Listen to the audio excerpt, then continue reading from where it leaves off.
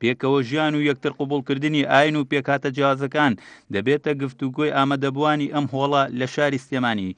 ژمارەیەک لە کەسانی شارەزای ئاینە جیازەکان دەیانەوێت لە ڕێگەی ئەم دیدارەوە هەنگاوێک بنێن بۆ پێشکەشکردنی پرۆژە یاسایەک بە پەرلەمانی عێراق تا دەقێکی ئاسایی بێتە ئارا و بەرگەکانی پێکەوە ژیانی ئاین و کولتور و بیر و ڕاهاوبەشەکانی تێدا بەرجەستە بووبێت. ئەوەی کە ئەمڕۆ لێرە ئەبەسرێ شتێکی زۆر گرنگە. دیارە من سێم کۆبوونەوەی لە بەغا کراوە، کۆبوونەوەیەک لە بەسڕە کراوە، بۆ سێم جار هاتوونەتە پایتەختی ڕۆشنبیری شانازی ئەم جاریان بە شاری سلێمانی و هاوڵاتیانی ئەم شارە بەخشراوە. لەبەرەوە زۆر گرنگە. من لێرە خۆم بینیەوە لەناو کۆمەڵی خەڵکە سەرجەم پێکهاتە و ئاین و ئاینزاکانی وڵاتی عێراق لێرە وجودیان هەیە، حزوریان هەیە، لەگەڵ یاوانە ئەژین.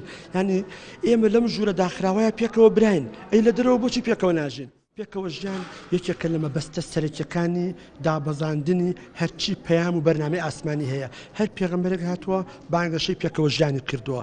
لەبەرەوە زۆر گرنگی هەیە، چونکە ڕۆژ لە دوای ڕۆژ جیاوازەکان زەق ئەبنەوە، قوڵتر ئەبنەوە، بۆیە پێویستیمان بە تێگەیشتن و لێگەیشتن زیاتر هەیە تا جوانتر بتوانین بەیەکەوە بژین. گەر درێژە نەدرێ بە پێکەوە ژیان و هەموو کۆمەلگاکە ڕنگ بکرێت بە یەک ڕەنگیان بە یەک چینیان بە یەک توێژ بن، ئەوە کۆمەلگا بۆ خۆی پەکی ئەکەوێ، هیچ پێشکەوتنیەک و هیچ ڕۆشنبیریەک لە ئارادا سەرهەڵنادات و گەشە بە خۆی نادا. واتە جیاوازیەکان و فرەیی جیاوازی واتە فرەیی ڕۆشنبیری و فرەیی کەلتوری.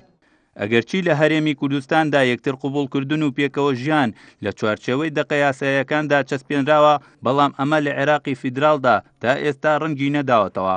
وەک شارەزانی ئاینی ئەم دیدارە ڕایدەگەێنن ژیان لە سای بەڕێکردنی فرە ئاینی و لێکەوتە ئیجابیەکانێنەوە بە زەرورەتێکی ئەم قۆناغا دەزانرێت. دو ساڵی ڕابردووی کە خۆی داعشیەکی لەم لە 2014 چۆن زمینە زۆر گلین زۆری لەسەر ئاینەکانی نەبوو. یعنی نمونەیەکی باشە کە ئەمە من و ئەو کەسانەی کە لە پێکهاتەوەکانی تریشە چۆن ئەتوانن بەیەکەوە بوەستن تا چۆن محارەبەی داعش بکەن لەبەر تا ئامانجەکانی داعش زۆر بڵاو نابێتەوە.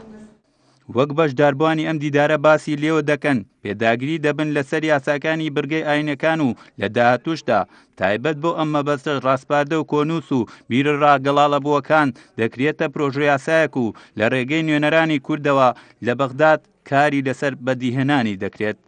شاخەوان عەبدوڵڵا، بادینان سات، سلێمانی.